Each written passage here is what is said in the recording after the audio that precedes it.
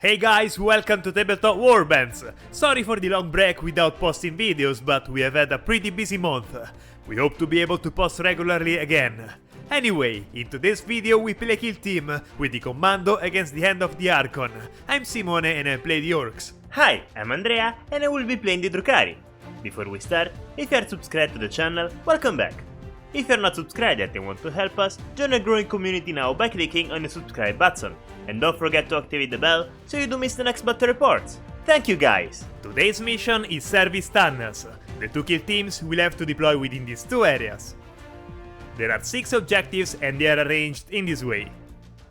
The defender can place 4 additional HWA jammers, while the attacker will be able to perform the actions plant charge and detonate charge on the walls. The victory points will be assigned at the end of the battle based on how many consoles are controlled by each player. A Kommando team found a completely empty Imperial base devoid of any defense, an unrepeatable opportunity for professional riders like them.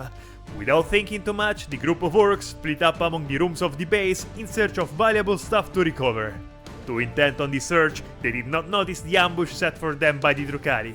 The kill team is composed of 11 operatives. The leader is a knob armed with Power Claw and Slugga. Then we have the Rocky Boy and the Sniper Boy to eliminate the enemies from afar, the Slasher Boy and the Breacher Boy for melee combat, and a Burner Boy for a good barbecue. Then we have the Daka Boy and a Kommando Boy. To support the team we have a Comms Boy, a Sneaky Grot, and the most important operative, a Squeak Bomb. As additional equipment, I assigned a smoke grenade to the Daka Boy, a sledgehammer to the Comms Boy, and an harpoon to the Kommando Boy.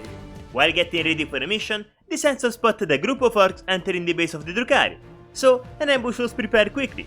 Eliminate the intruders and if you can, enslave them. The hand of the Archon kill team consists of 9 operatives. The leader is an Archon equipped with a splinter pistol and power weapon. Accompanying the leader is an agent armed with splinter rifle.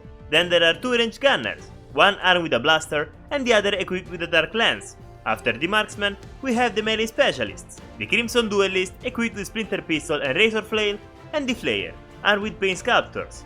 The next operative is the Disciple of Ilindra, and is equipped with a weird weapon, the Stinger pistol. It has no ballistic skill, but deals mortal damage based on the target's save characteristic.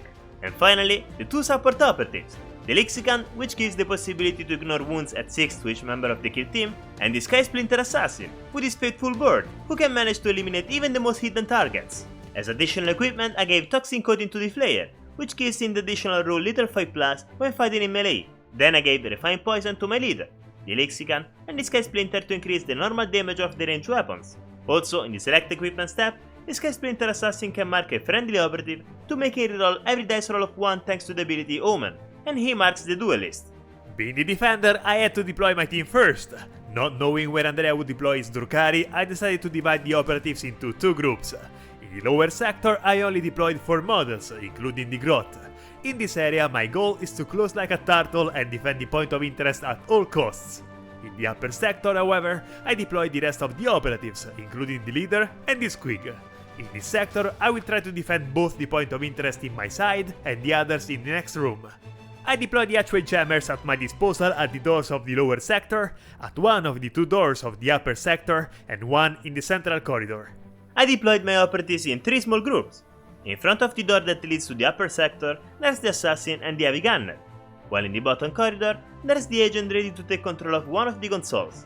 The rest of the team instead is grouped near the entrance of the upper corridor. It's time to do the scouting phase. Each of us chooses a number of dice equal to the corresponding number of the choice, 1 for Fortify, 2 for Infiltrate and 3 for Recon. Grey dice for the Orks and blue dice for the Drukhari. I chose Fortify while Andrea chose Recon. The initiative will always be with the attacker, in this case the Drukhari. The defender initiates the scouting action, then I place a barrier in the corridor to slow down the enemies. The Duelist dashes 3 inches forward. In the strategic phase, thanks to the ability Cunning of my leader, I gain 1 common point since I don't use any ploy. Then I reveal the Attack Hope Central Control. I gain victory points if at the end of the turn, I control the center of the battlefield. And considering the mission, I'd say this will be 2 easy victory points. In the firefight phase, the Duelist, also known as Namira, moves and dashes near the blocked door. Be ready guys, my first round will be really adrenaline filled. The boy passes the turn. Crixus, the Flayer, follows the duelist with movement and dash. The Daka boy passes his turn. Norman, the agent, moves and places a demolition charge on the wall in front of him. The Burna boy also passes the turn. Barton, my leader, uses movement and dash to go in front of the door that leads to the other side of the corridor.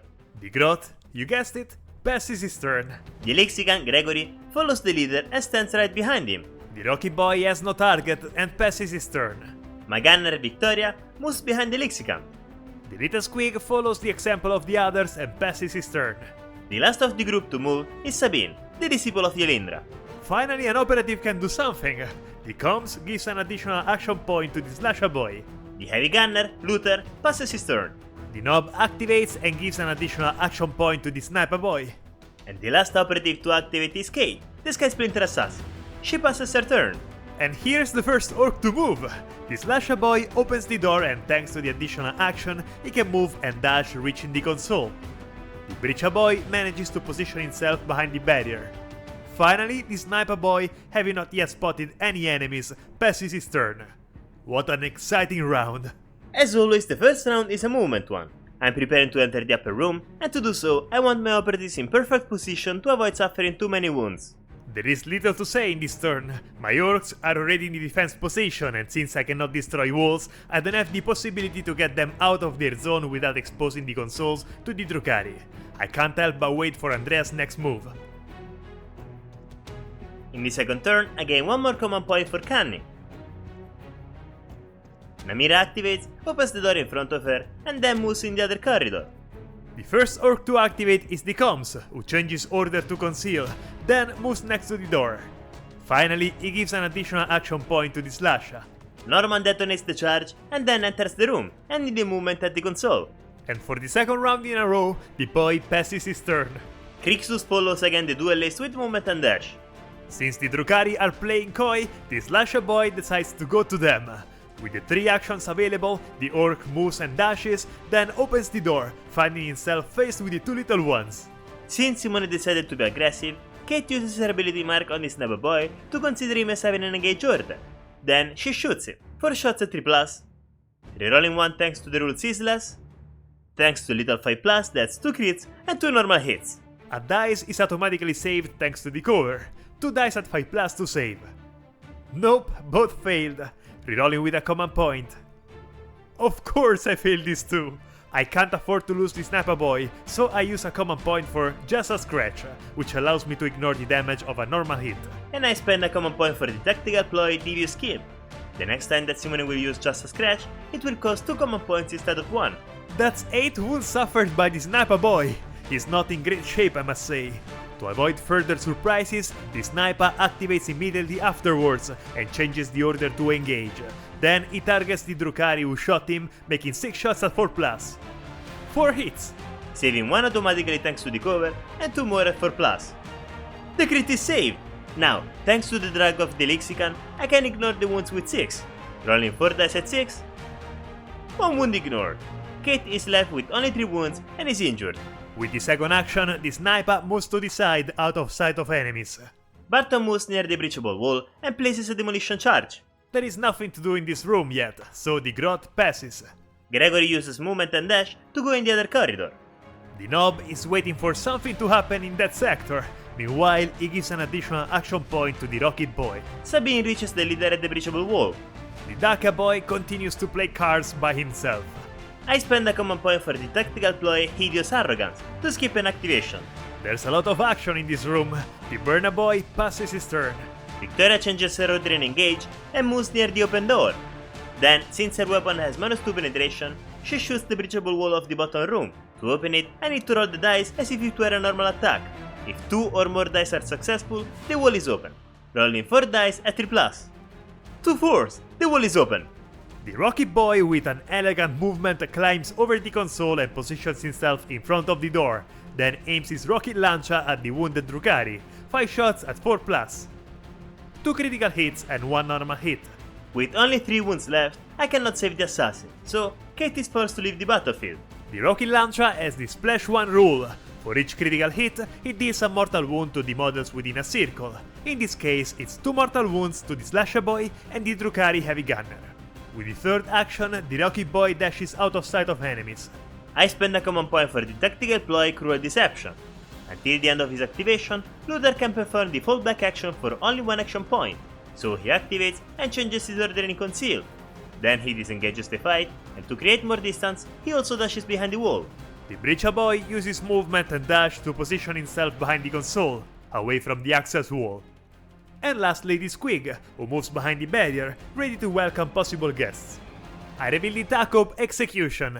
At the end of the battle, if more enemy operatives than friendly operatives were incapacitated during 2 or more turning points, I score 1 victory point. This turn is the first where I killed more operatives than I lost. At the end of this turn, I gain the second victory point of the Tacob Central Control. My operatives are warming up really well, I'd say. In the next turn, I'll try to breach in the room to start contesting some objectives. I couldn't believe it when I finally managed to do something other than pass the turn. For the moment the situation is under control, and if Andrea wants to take control of the objectives, he must hurry, or it will be too late. I continue to keep the points of interest under my control. Again, I don't use any strategic ploys, so I gain a command point for Cunning. Victoria dashes a little bit to her right and goes on guard. The Slasher cannot catch up with the Heavy Gunner with a charge, so he closes the door behind him and moves next to the console, waiting for enemies to try to enter the room. Namira does the action Plant Signal Beacon for 2 action points. At the end of the battle I gain 2 victory points since the token is within 6 inches of the enemy drop zone. Since there are no more enemies in this sector, the Sniper Boy passes. Barton moves near the opening in the wall and goes on guard. The Daka Boy climbs over the console with movement and does the Daka Dash action, which allows him to shoot and dash in any order. The Orc fires at the Drukhari leader, making 5 shots at 4+. Only one? In this game I'm not doing well with dice. Saving with 3 dice at 4+. I guess he's fine. After firing, the Daka Boy dashes into cover. Luther uses movement and dash to enter the room with the consoles. The Squig hears noises coming from beyond the wall and moves there to investigate. Gregory moves closer to the disciple of Elindra and then does the action Administer Drag to change the combat drag in Apex. It gives Sabine 1 additional inch of movement. The Flayer is close enough to charge my Orks. This would be a disaster, so I'm forced to sacrifice the Grot, which moves towards the door to block the Drukhari's passage. The Grot isn't of much use in this mission anyway. Norman has nothing to do, so he passes his turn. The Combs, with movement and dash, moves close to the barrier in the next room. Since he wanna block the passage, Crixus moves near the hole in the wall and fights through it with the Grot. He makes 4 attacks at 3+. Rerolling thanks to the rule Relentless. For crits! Since he rolled at least a critical hit, the ability Flay allows the player to give a pain token to a friendly operative within 6 inches of him, and I choose the Duelist. Poor Grot, it didn't end well. And the Flayer also gains a pain token. The Kommando Boy leaps over the console with movement. And Barton shoots Overwatch, 4 shots at 3+. Rerolling 1 with a command point, 2 crits and 2 normal hits. 3 dice at 5+ to save. Only 1 shot defended. I'm forced to use 2 command points for Just a Scratch to ignore the damage of a normal hit. And I use again Devious Scheme on Just a Scratch. The boy was left with 4 wounds but is still alive. Overwatch over, the Orc fires the harpoon at the enemy leader, 4 shots at 5+ for the injury. 1 critical hit and 1 normal hit. Saving with 3 dice at 4+. Only the normal save. Ignoring the wounds with 6. Nope, 5 wounds through, so my leader is left with only 4 wounds and is injured. Sabine activates and moves in front of the passage. Then she does her action Torment Grenade. I choose the point in the kid zone within 6 inches of her, and I have to roll a dice for every operative that is within 2 inches from the point. In this case, the boy, the Burner Boy, and the Daka Boy. With 3+, they're poisoned until the end of the battle, meaning that they're injured and suffer 2 mortal wounds each end of turn. Starting with the boy, 3, now the Burner Boy. 3 again! And the Daka Boy, 6, they're all poisoned! The Burner Boy isn't happy about being intoxicated, so he decides to move forward and clear the air a bit with a nice blast from his flamer, unintentionally hitting the enemy leader. 5 shots at 3+. Okay, nice! 1 critical hit and 3 normal hits. Saving with 3 dice at 4+. 3 normal dice save. Nice, now ignoring the 2 wounds at 6. But ignored, good job! Since I have no more operatives to activate, I can shoot Overwatch. Barton didn't like being shot at, so he returns the favor firing on the Burner Boy. 4 shots at 4+ because of the injury. Only 2 normal hits. 5+ to defend. Oh, well, I understand. Only 1 critical defense. 3 wounds taken, so 7 wounds remaining. The 3 intoxicated orcs lose 2 wounds each from the poison. The Daka has 8 wounds left. The boy is left with only 2. The Burna boy is now at 5 wounds. What a disaster. Perfect! The Torment Grenade was really important. Simone has only 3 operatives that can fight my entire team, and they're not in a good shape. I just need to eliminate them in the next turn. Andrea decided to completely ignore the upper sector, rendering half of my team completely useless. Now I'm left playing with just 3 operatives against his entire team. I don't know how long I can sustain the assault against the objective. The next round will be all or nothing. To help my team succeed, I spent 3 command points. 1 for Blade Artists, that gives the rule rending to every friendly operative when fighting in melee. 1 for Fleet of Foot, that allows my operatives to perform a free dash action when performing a movement action. And the last command point is for From Darkness Death. Each time a friendly operative is activated, I can select an enemy operative that is not in his sight. The first time that he fights against the target, I can retain a successful normal hit as a critical hit instead. Sabine changes order and engage, and then uses movement and a free dash action to go behind the console in the room. Once there, she points a Stinger pistol on the Burna boy and shoots him 5 shots at 4 or less. With the 1, that is 7 mortal wounds. Thanks to the ability Stinger, every time that an operative is eliminated with this weapon, every operative within 2 inches of the target suffers D3 wounds. So, rolling the 3 mortal wounds on the boy. 2! He's also eliminated! All I have to do is remove the boy and the Burna boy from the kill zone. What a bad end. The Daka boy witnesses the death of his companions and decides to avenge them by shooting at the Drukhari in front of him. 5 shots at 5+. I can reroll his shots. 1 critical hit and 2 normal hits. Saving 1 automatically and 2 more at 4+. 1 saved, and also the crit. Sabine is safe, and with this, we can say that the game is over. Victory goes to the Drukhari. What a weird mission. It's definitely attacker favored if the defender has no weapons that can open the walls, since only the attacker can do the mission action plant charge and detonate charge. Also, having a maximum of 3 victory points from the main objectives, it's crucial the choice of the attack corps, and I was really lucky with what I got. What a cursed mission! The defender is literally stuck inside the sectors without being able to get out, and what's more, he's also forced to deploy first, showing his tactics to the opponent in advance, which Andrea took full advantage of, forcing me to play only from the sector with the least operatives. Furthermore, he chose his attack ops well, ensuring a certain victory right from the start. I don't think I've ever felt so helpless on any other mission before this one. Before finishing, we would like to take a moment to thank our members who have decided to support us on Patreon. And if you guys want to support the channel and enjoy an additional and exclusive battle report per month, or see your models showcased in our videos, the Patreon link is in the description. We are waiting for you on Discord. And if you have come this far, write the word ambush in the comments to let us know. You are the best. If you are not yet subscribed, subscribe to the channel. If you enjoyed the video, leave a like and write us in the comments. We are always curious to know what you think. That's it, guys. See you next video.